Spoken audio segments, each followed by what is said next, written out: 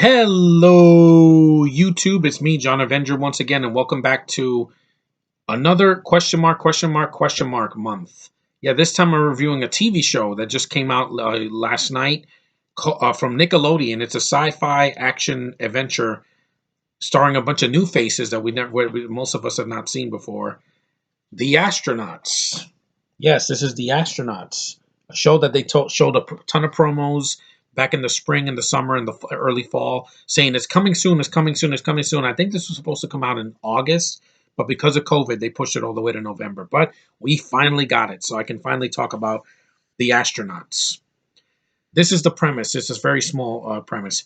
When a group of kids are accidentally launched into space, they embark on an adventure of a lifetime to get back home. Basically, if you took Alien and Lost in Space and some other stuff, you would get this show. And it's really well directed. I must say, this was directed by Dean Israelite. If that name sounds familiar, he did Project Almanac, which is a movie I enjoyed. I reviewed it on my old channel. And he also did the 2017 Power Rangers movie. I will say this right now, this is way better. It's short. The characters are way more likable. The writing is more adult. It's not like the stupid emo bullshit that we got in that movie. And I think the cast is better, mostly. This is the cast. You have Mia Sech as Samantha Sammy Sawyer Wei. She's the Asian girl, the Japanese girl in the beginning. You have Ben Don as Will Rivers, who's the kid with the big expressive eyes. You have Bryce Geisar. He's Elliot. He's the kid with the dark hair. Very expressive kid. He's my favorite character so far. You have Caden Grace Swan as Doria Taylor, the little black girl with the afros, like the girl from Shazam. And you have Keith L. Williams as Martin Taylor. He's the kid with the fat black kid with the afro from Good Boys from last year with Jacob Tremblay. Yeah, he's actually really good here. A lot. The kids are great. I think the kids steal the show. They're very expressive. They have energy. They're not boring. They're not like the cast in Fan Snore Stick where they're like asleep at the wheel. These kids actually took their vitamins and they're awake, so they're keeping me awake. You also have some people in the cast are kind of hit and miss. You have uh, Paige Howard is the voice of Matilda. She's the spaceship's onboard AI system, basically the HAL 9000 of the group. You have Garfield Wilson is the father of the two black kids. Niles Taylor. You have Erica Sarah as Connie Rivers, uh, the one of the moms, and then you have she was also in Power Rangers. She was Trini's mom. Okay, but that's where I recognize her from. Like I said, her face kind of looks familiar. And then you have Bethany Brown as Rebecca Sawyer, Maya's mom, one of her moms, so you know what that means. Yeah, but I ignored it. The gay agenda is going to be in everything, and I'm like, I'm just going to have to live with it and just be like, I'm going to ignore it because I'm not going to drive myself crazy. And then you have the weakest part of the show, Natalie Bolt as Lind Bellows. Yeah, she's the mom in Riverdale that plays Cheryl's mom on Riverdale. She's awful. Like I think her accent is inconsistent. It's like sometimes she sounds South African and sometimes she sounds like she's from New Zealand. I have no idea what her accent is. It's very very undistinctive. She's Penelope Blossom. Yeah, she's weak. I hope she's not in most of the show because most of the show is going to be about the kids. She's not even related to any of the kids. So there's no redheads on the ship. There's no white kid. Most of the kids aren't white except for the two boys because you have the two black kids and then you have the Asian girl. So uh, yeah, mostly minorities, like in the kids from Shazam. Like I said, she's just awful. Like I don't know what they put possess them. I thought she was British because I saw the trailer and I was like, oh great, we're gonna have another one of these bints in the show.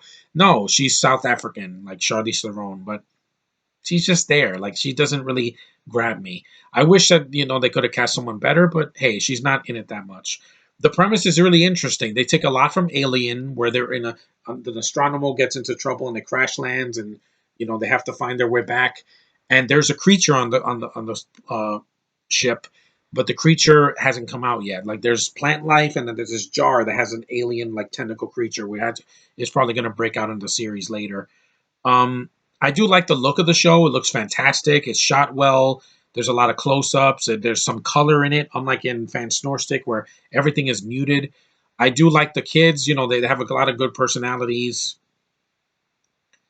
and it has a ton of like heart so far. There's some comedic moments, but it's just to lighten the tension because there's a lot of tension. Like when the kids are launching into space, it's pretty gut wrenching because you don't know what's going to happen to them. They're not wearing spacesuits.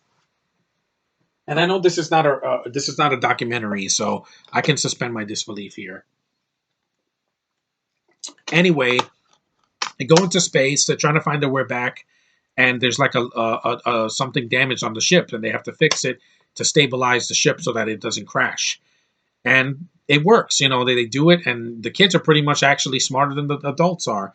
There is a post credit scene. If you haven't seen it, this is going to contain spoilers. A few spoilers.